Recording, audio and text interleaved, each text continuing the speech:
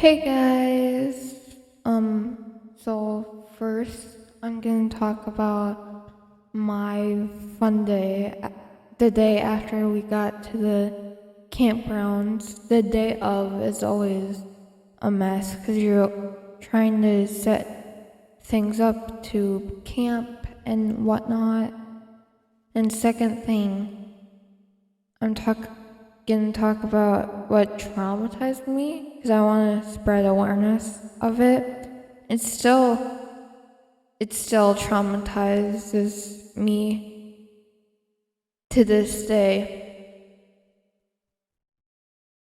I mean, which was the thing that traumatized me just happened yesterday, so yeah, I think I'll be traumatized for a while and then still be traumatized for the rest of my life.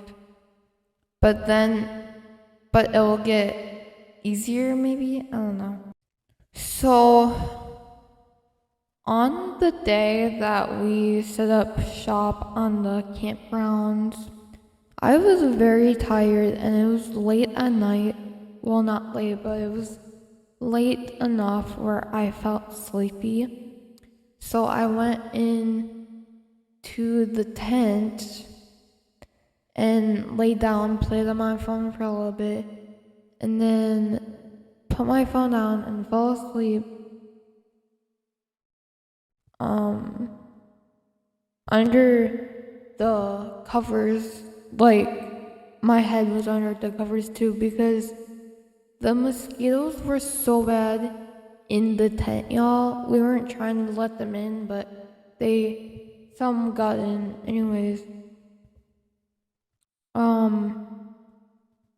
At midnight, I didn't realize it was storming outside, but I woke up from, I think, Will whining or barking. I'm not 100% sure what I woke up from, but I woke up and then I just heard it storming and it was winding really, really bad.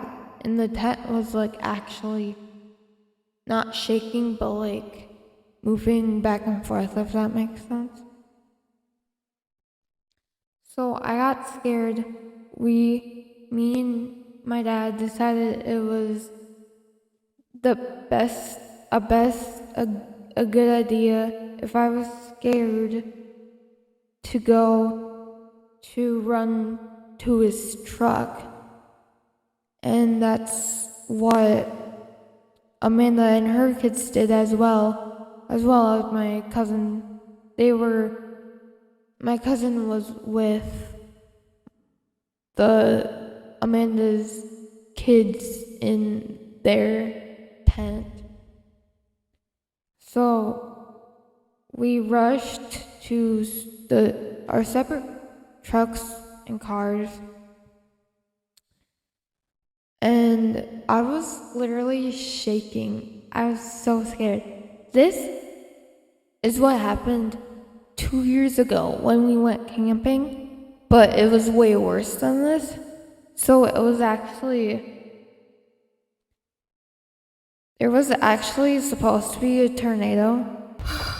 We literally rushed to the truck. Oh my gosh, it's storming so bad. This is what happened 2 years ago when we were camping. This is literally traumatizing. I'm literally shaking right now, as you can tell by me holding the camera. And we were also under a flash flood warning or watch. I don't remember. It was 2 years ago. I don't know how I'm supposed to remember that. But anyways, that was way worse than this storm, and at that time too, the safest space was the truck. We couldn't really go anywhere else. We were trying to find shelter, so it was that bad. The building or the owners or whatever, they have they had a gift shop where we were camping at 2 years ago, but they said that nope, sorry, we have to follow the rules. We can't let you in at this time. I'm like, just please let us in. Like, it's severe weather, like, and we have nowhere, basically, to go besides the truck or lay down on the ground and put your head or put your hands over your head to protect you from the tornado. I don't think it was actually tornadoing out. After the storm was done, me, my dad, Amanda, and her kids, and my cousin went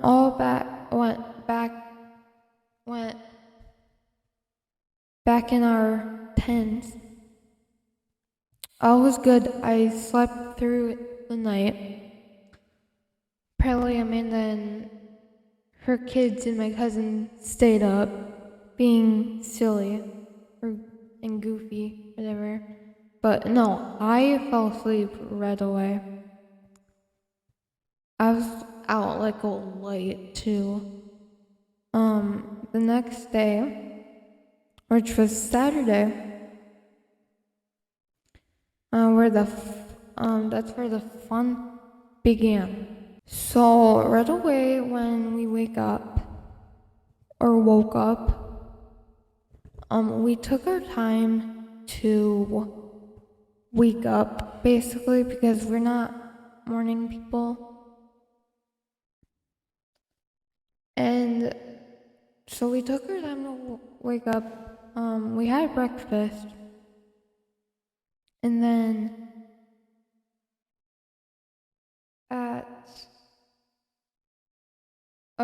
first we went to the beach. Apparently they have like a really cool beach / lake there at the campground.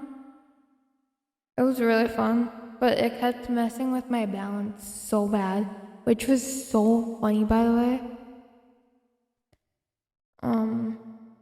I don't know why I think it's funny that stuff messes with my balance. It's so funny though. Anyway, I didn't bring my swimsuit. The kids did. I just stuck my feet in the water because it was so hot, y'all. It was like 70 something, but it felt like 100 degrees. So it felt nice to put my feet in the water, and it was kind of breezy there too. Just a little bit, not a lot. It was kind of breezy there too. So that was kind of nice. We spent like an hour there maybe, and then we went back, waited until... Oh no, after that... No, so when the kids, my cousin and Amanda's kids were playing at the lake / beach, me and my dad went up and visited the observatory up there by the beach. It was really cool.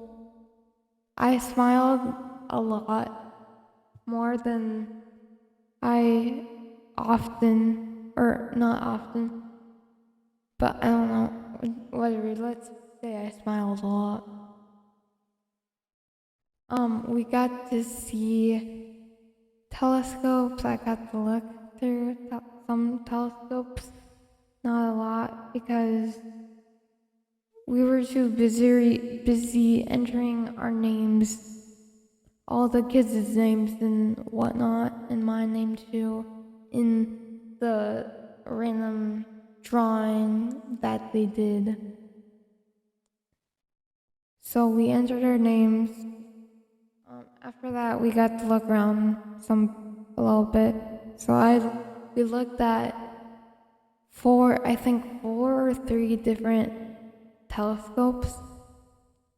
It was pretty cool. I didn't know you could look through telescopes during the daytime.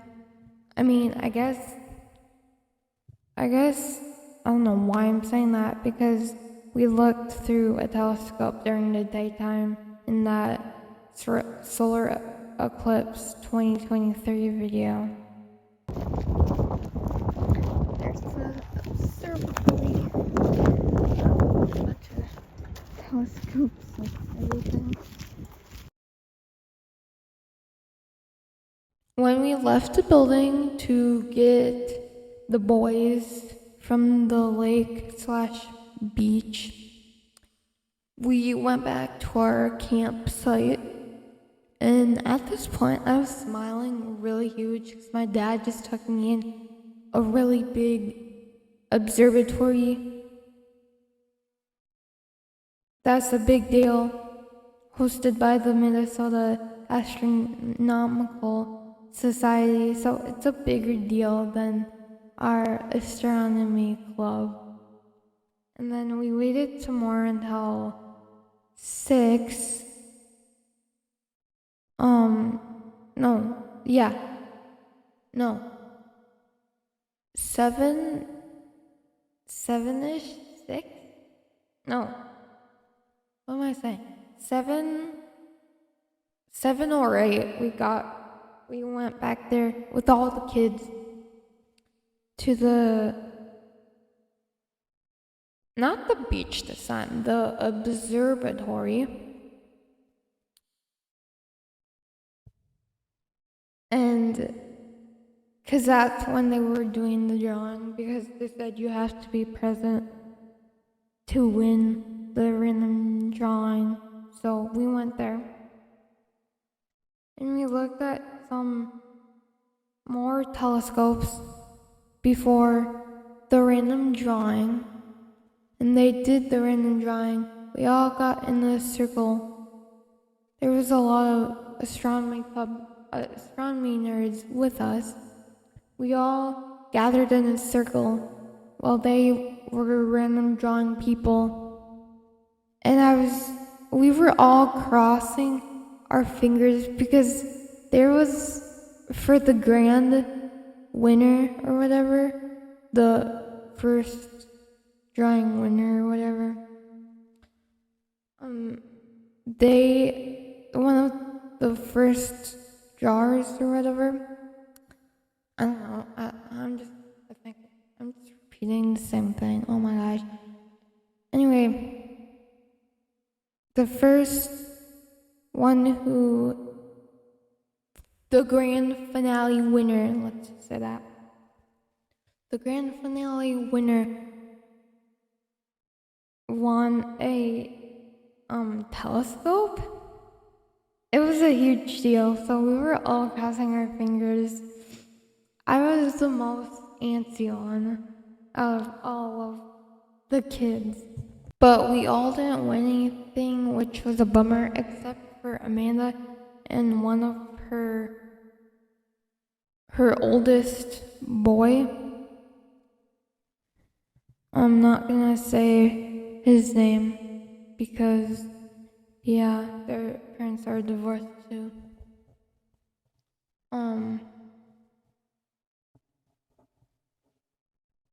So yeah, after the drawing, we looked. It was only Amanda and the kids with me, not my dad. My dad just stayed on the sidelines until we were done. He was holding the dog. I don't think dogs were allowed, or animals were allowed, in the observatory thing or whatever. So after the drawing, we went and looked at some more telescopes. And I was so excited to tell Mr. F, because this was literally a huge event, like bigger deal than the astronomy club, like I said. So it was with the Minnesota Astronomical Society. I'm not sure if they're a big deal or not, but I'm I think they're a big deal because they actually have a abbreviation to their name. We spent almost an hour there until we went back to our campsite.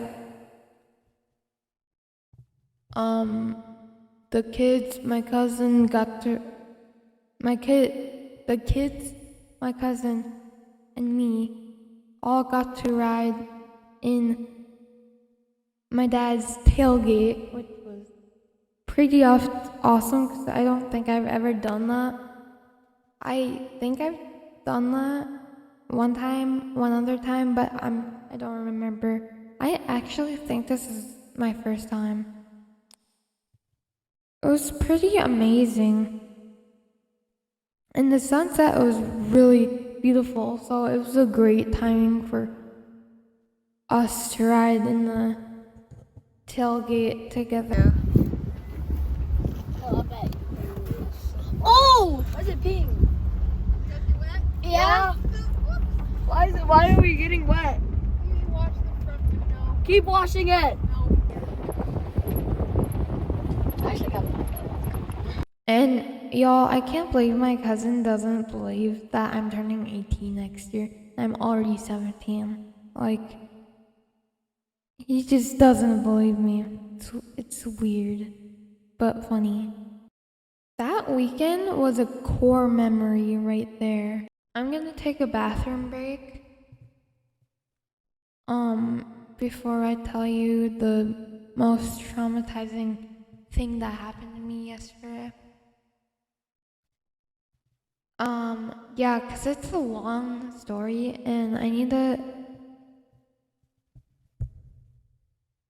like empty out my bladder so I can be prepared for that long story. Okay, so this story is gonna get a little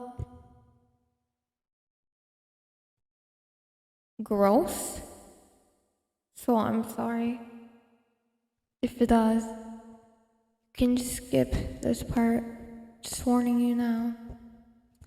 But I do really want to bring awareness to this because this happens not just to me, but to women, especially if they're single. Well, yesterday I was at a end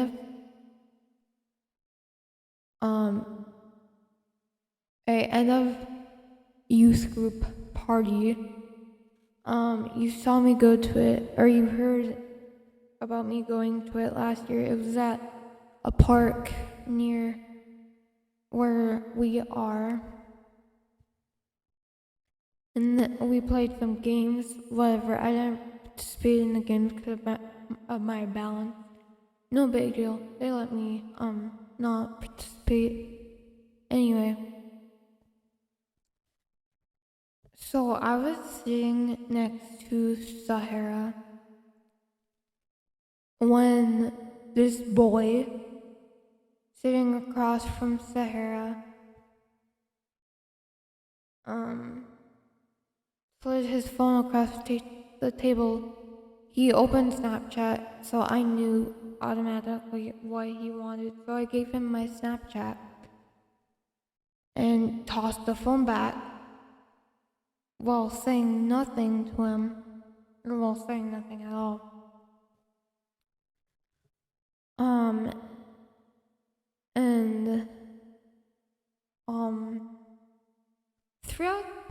And that was it. So throughout the party, he kept saying, I knew he liked me because I had this uncomfortable feeling when he was like, he would stand like right by me or whatever. Stand, you know what I mean. Anyway. And he kept saying, I love you to me. So I ignored it because I had this uncomfortable feeling that he liked me. And the pastor's wife, or no, so I was eating a root beer float, or drinking it, I should say, eating, drinking. You could do both when you're eating or drinking a root beer float. They're good, by the way. I had a root beer float, and he found me, and he was sitting across from me.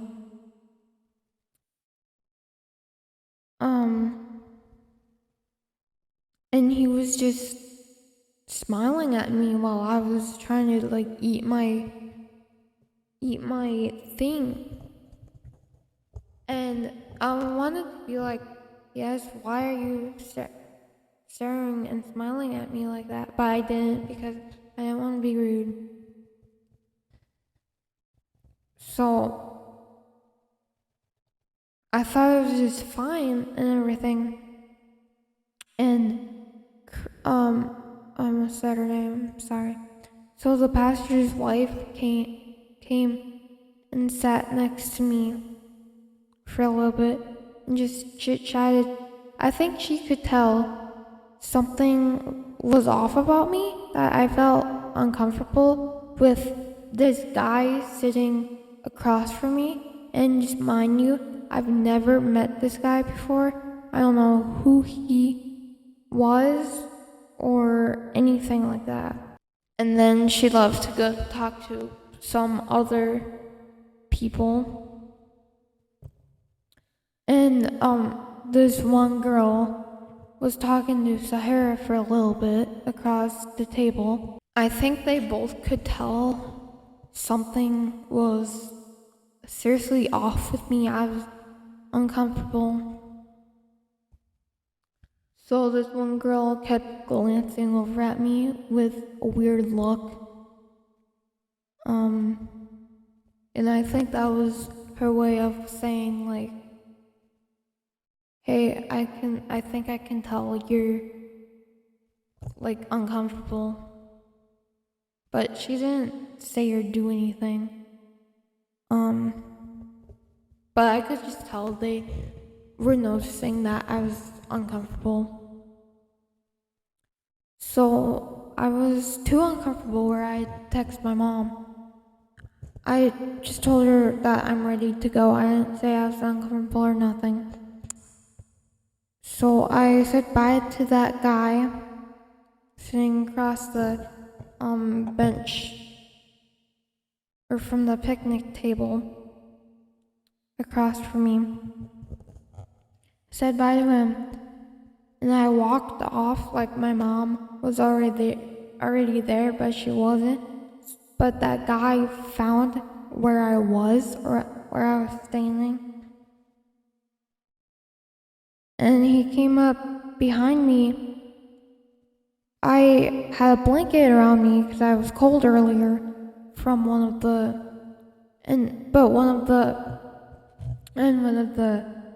youth leaders grabbed the blanket from her car for me, which was super sweet. So thank you.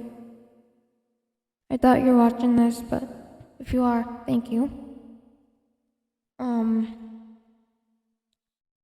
He snuck up behind me, tried to wrap it around me, and I was like, no, that's not mine. That's I pointed to the youth leader and I said, no, that's not mine, that's hers. And he handed the blanket to her, and then he was back to staying with me, and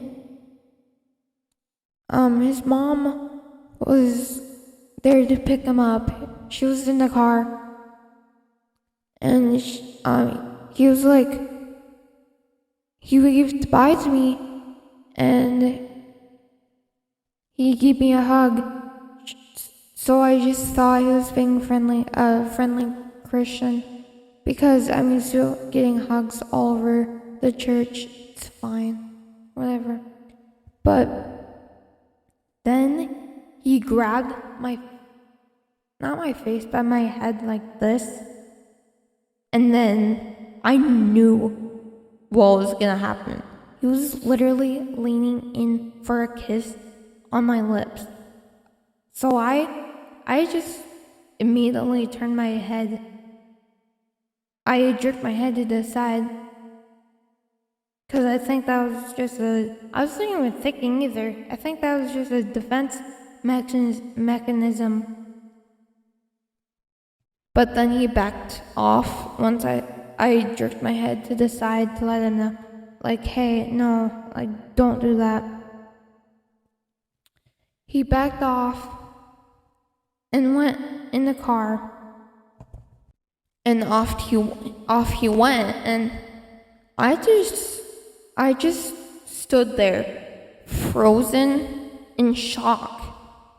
And I was like even doing this, not knowing what to do.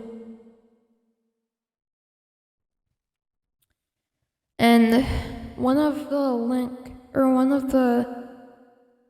youth leaders saw that I was shocked. I was a deer in headlights at this point.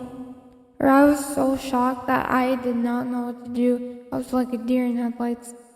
So the youth leader saw the look on my face, and she looked concerned. So she asked if I was okay, and I started crying.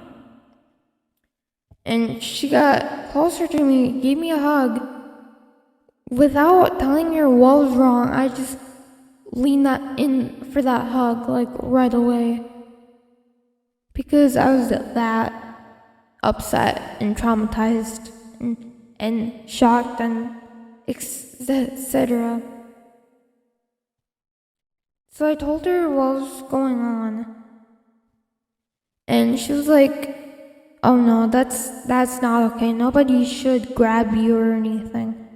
And I was like, I was just in tears. I was just in tears, not knowing what to do. I just kind of froze up, which now I should have gotten more help from the others while he was doing it, just letting them know, like, hey, I'm in an uncomfortable situation. But since this never happened to me before, I didn't really know what to do. So I just kind of did what I had to do. And that was that. Anyway, I told her what was going on. She's like, no, honey, nobody should grab you like that. And my mom was already there, so I headed toward the car with tears on my face.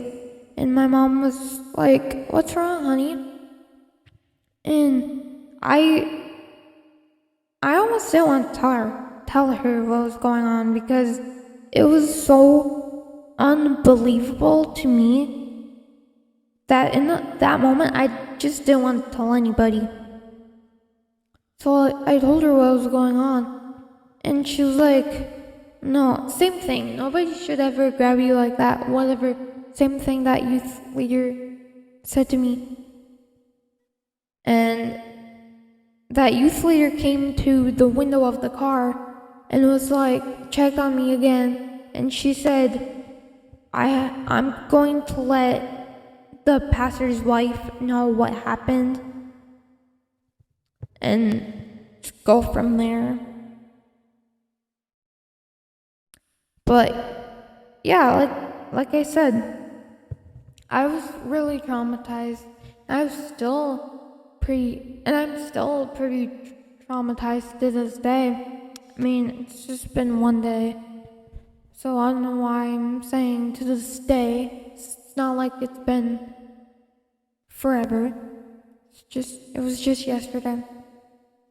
And when I got home, Sahara texted me like, are you okay? What happened? Because she didn't see what happened, I think. And I was like, I responded to the, are you okay? And I'm like, I text back and was like, I'm traumatized. So I replied to the, what happened? And I was like, name kissed me, or name tried to kiss me. And she was like, oh my gosh, I'm so sorry. She was so empathetic, which she's not really good at, so I was really surprised that she was empathetic towards me. She was like, oh my gosh, I'm so sorry. I will never, I don't even want to speak to him again. Because apparently, I don't know if she spoke to him before, but I'm assuming she does, because why would she say that? And she was like, she kind of mocked me, and she was like, I don't want you to speak to him ever again, too. So it's just like, I didn't respond that much because I was still trying to process everything that happened, and I was still pretty traumatized even hours later. I just wanted to bring awareness to this because for people who are just like me, who are just experiencing this for the first time, they might not know what to do in that situation, or they just want to like please them, so they do whatever they like ask or whatever. And I would just like to say to them, like, just do whatever you have to, even though if it's for example, a church where you can't be like violent, just use your violence. Sure, they'll understand. Just use whatever you can to get out of that situation, because that is not okay. And a lot of women not single, but especially single, gets put in this situation a lot. And this happens to men too, but it's a very, very rare that this happens to men. I don't know why, but it just rarely happens to men. It's really common for girls, especially if they're single. I was shocked mostly because I'm still a minor. It was at church too, which I didn't even expect for this to happen. Because you're like Christian, you're religious. Like, it's a religious area, it's youth group. You're not supposed to do that kind of thing. Anyway, bye guys.